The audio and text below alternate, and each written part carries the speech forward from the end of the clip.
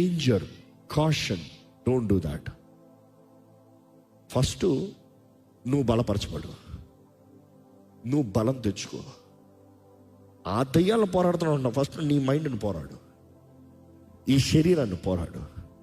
ఎందుకంటే దెయ్యాన్ని సులభంగా పోరాడచ్చు. అది నీకున్న అధికారం కాదు, యేసు నామంలో ఉన్న అధికారం. అది యేసు నామాన్ని బట్టి దెయ్యం పోతుంది, నిన్ను బట్టి కాదు. నువ్వు రక్షించబడిన వ్యక్తి అయితే, దేవుని అధికారంతో నింపబడిన వ్యక్తివి, దేవుని అధికారంలో పోరా అంటే పోతాయి. అంత మాత్రం నువ్వు గొప్ప అయిపోవు. I being very honest here. You see, Bible చూసినప్పుడు you have to understand, deliverance ministry is one thing, Yesu నామంలో డెలివరెన్స్ చేస్తాయి అంతే. ప్రతి విశ్వాసి డెలివరెన్స్ చేసే అధికారం ఉంది.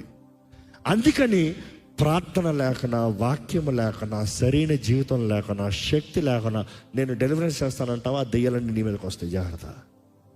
ఆ దెయ్యాలన్నీ